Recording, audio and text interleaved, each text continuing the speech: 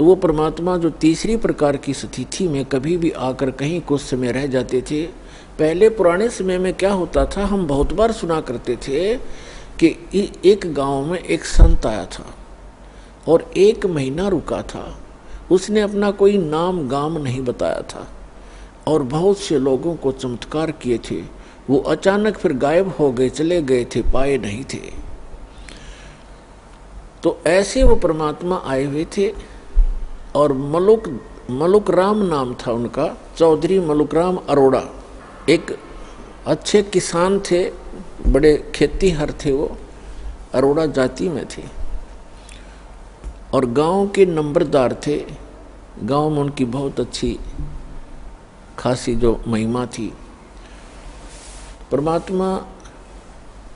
परमात्मा के लिए विशेषकर गरीब व्यक्ति ही ज़्यादा प्रयत्न किया करते हैं और परमात्मा कहते हैं कि ऊंचे कुल में भक्ति ना होवे, नीचा ही कुल दीजे।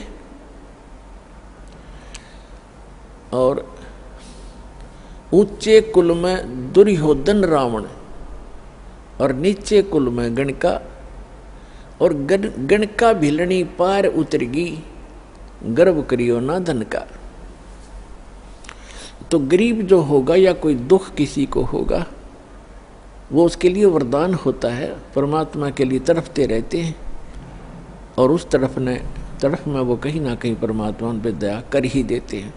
और जो अमीर या अच्छे अधिकारी होते हैं वो कोई विशेष आत्मा ही होती हैं जो भगवान से जल्दी जुड़ते हैं। अपनी परंपरागत साधनाएं तो वो कितने ही करते रहें क्योंकि उनमें प्रेरणा पिछली है, लेकिन विशेष पुण्यात्माएं जो होती है वो ही सुख में भगवान की शरण में आती हैं क्योंकि उनके पिछले संस्कार ज़्यादा अच्छे होते हैं। तो गरीब व्यक्तियों के घर में परमात्मा एक गांव में गए, उनके शिष्य थे। जब वो तीसरी स्थिति में साधु संत रूप में प्रकट थे तो भक्त परमात्मा जब गुरुजी आते हैं, गुरुजी के सत्कार में समर्पित हो जाते हैं। परमेश्वर एक के घर सत्संग करने गए, अगले दिन शाम ने दूसरे ने प्रार्थना की, भगवान कल हमारे घर करना। सत्संग भी करते थे, वहाँ उनका भोजन पाते थे। तो सब ने चेष्टा हुई, सबके अंदर प्रेरणा बनी कि हमारे घर भी गुरु जी आएं, हम भी सेवा करें अपने गुरुदेव की। ऐसे करते इस प्रकार परमात्मा ने पहले दिन एक के घर सत्संग किया, वहाँ भोजन प्राप्त किया। अगले दिन दूसरे तीसरे दिन तीसरे के। तो भक्त जब गुरुजी जाते हैं तो अच्छा भोजन बनाते हैं, अच्छा हलवा देसी घी का लगावें, वो डालें, उसके अंदर पानी महक जा पड़ोसियों तक। तो एक और परमात्मा के इस यथार्थ ज्ञान का विरोध शुरू से ही रहा है। गांव में विरोधी भी होते हैं क्योंकि परमात्मा तो एक सत साधना बताने की चेष्टा करते हैं। उस समय भ्रमित समाज वो साधनाएं कर रहा होता है जो उनको कोई सुख नहीं दे सकता, और परमात्मा चाहते हैं कि सभी मेरे बच्चे सत्साधना करें और मेरे पास पहुंच जाएं, वापस इनको फिर से वहाँ सुखी कर दूं। तो हम काल के द्वारा भ्रमित अपने ही भगवान के विरोधी बन जाते हैं। कुछ एक पड़ोसियों ने जाकर के उस नंबरदार मुल्क राम चौधरी अरोड़ा जी से कहा, जी गांव में एक ठग आया हुआ है और गरीब व्यक्तियों को लूट रहा है, रोज अच्छे माल खाता है, बढ़िया हलवा बनाते हैं, खीर बनाते हैं और चलते समय पूजा लेकर जाता है और ये करेगा बिगाड़। वहाँ रात को सत्संग करते हैं, बहन बेटियां भी जाती हैं और कोई गड़बड़ होगी गांव में, अब देख लो, संभल जाओ, उसको निकाल दो यहाँ से। अब पुण्यात्मा होते हैं, उस मुल्क राम जी के मन में ये आया कि भाई साधु संतों के साथ खसना नहीं चाहिए, प्यार से ही देखूंगा मैं वास्तविकता क्या है, फिर मैं कोई बात करूंगा। तो मुल्कदास जी ने फिर सावधानी बरती, जिधर सत्संग थे उस साइड से गलियों से निकलकर खेतों में जाने लगा। तो क्या देखा कि तीसरे दिन किसी के घर में छौंक लगा और फिर हलवे का बनाने का समय हो गया। वो निकल कर जा रहा था, उसने आई महक कि अभी हलवा तो बना रखा है। अगले दिन वो तीसरे के घर में, चौथे के घर में, तो मलुकदास ने सोचा भाई अब बात तो सचमुच है, तो रोज हलवे खावे है, देखते न्यू कौन है कैसा है। तो परमात्मा बैठे थे, ए ठगवाड़ा ठगी देश, उसको पहचान ले तो फिर हम पारे हो जाएं। हम पहचान ही नहीं पाते उस परम पिता को, हम अपनी अटकलों से उसकी डेफिनेशन बनाए बैठे हैं। अब मलुकदास ने जाकर देखा एक सिंपल सा आदमी बैठा है, दाढ़ी मूछ बड़ी हुई है, सफ़ेद से कपड़े पहना है, गले में माला डाली है जैसे एक साधु संत सादिक है। मलुकदास ने कहा कि ए भक्त, आप ये क्या कर रहे हो?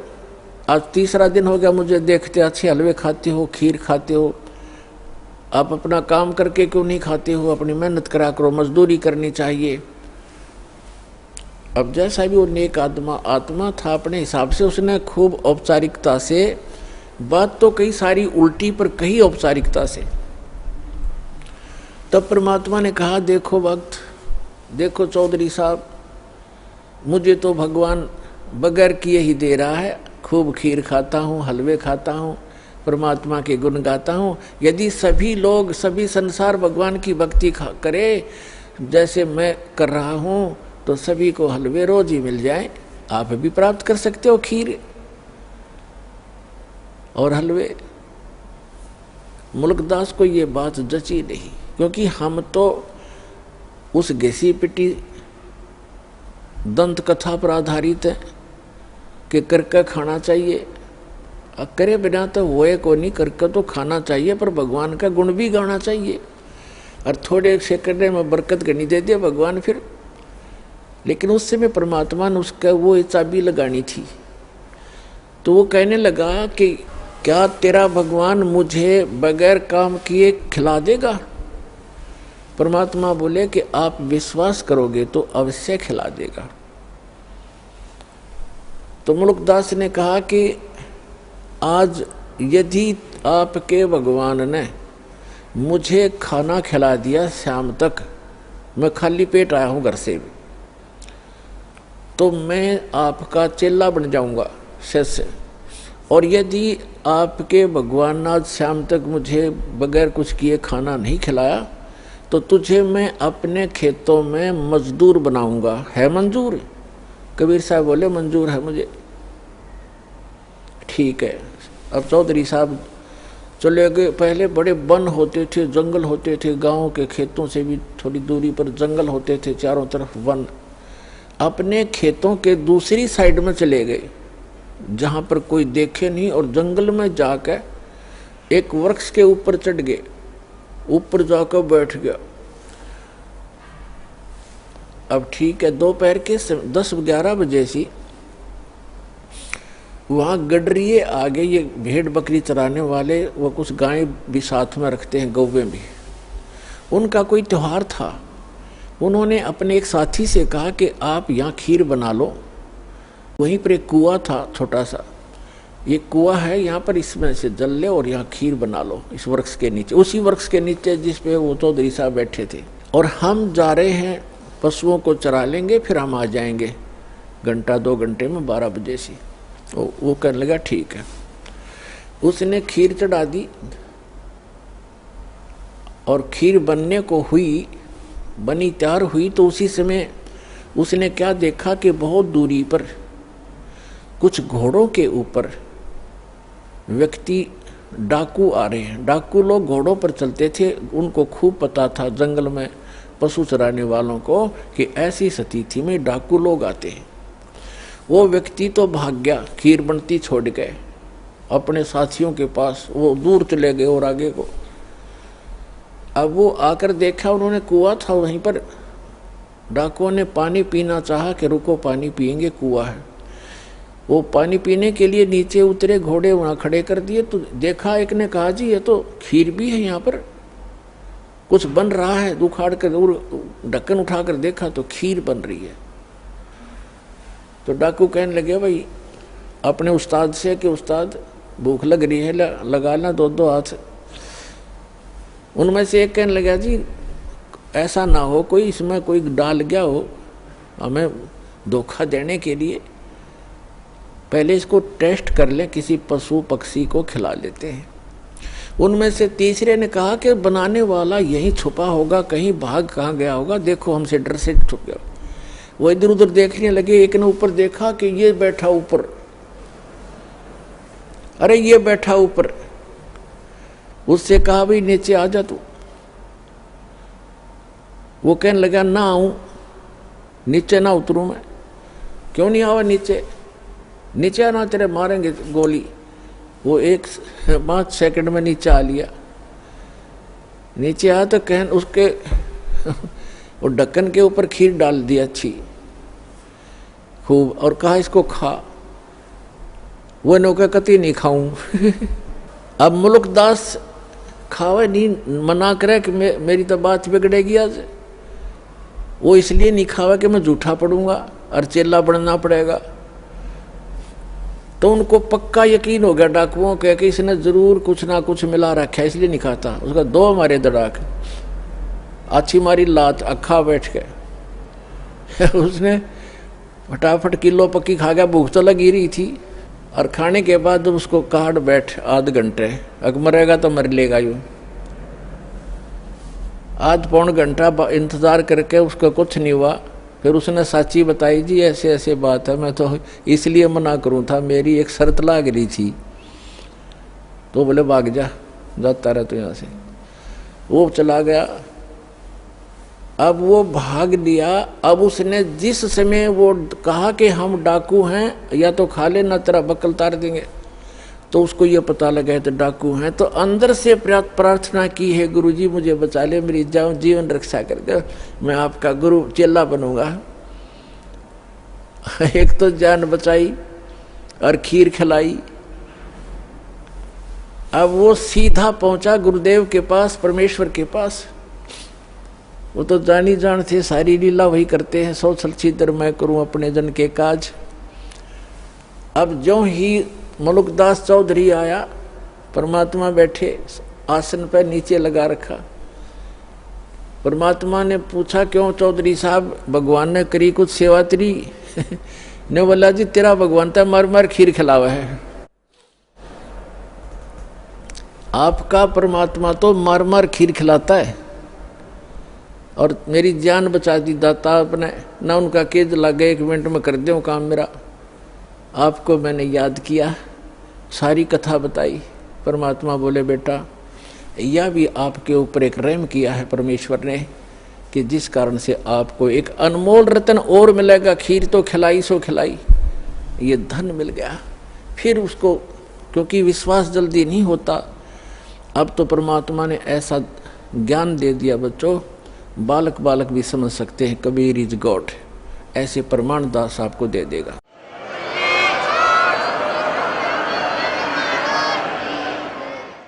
तो इस समय के लिए वो प्रमाण बनाने थे परमात्मा ने। उन बच्चों को अपने को शरण में भी लेना था, उनका भी जन्म मरण का दीर्घ रोग मिटाना था।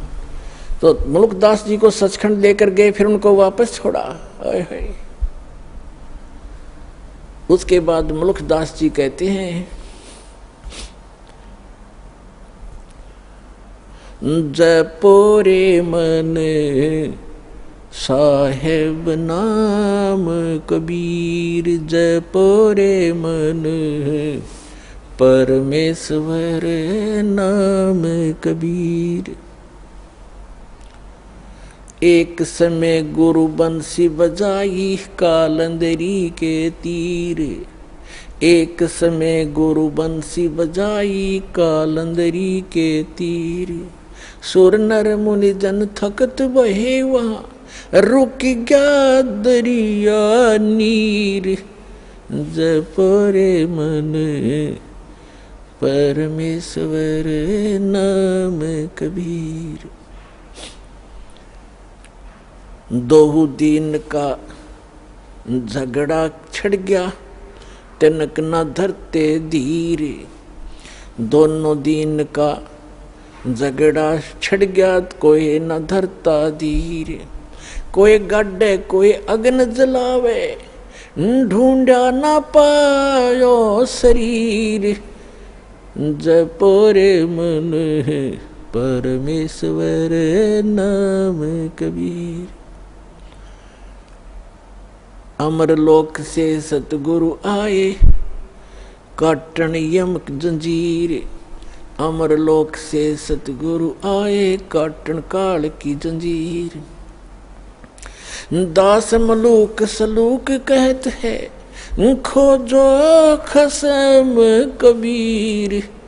जपो रे मन परमेश्वर नाम कबीर।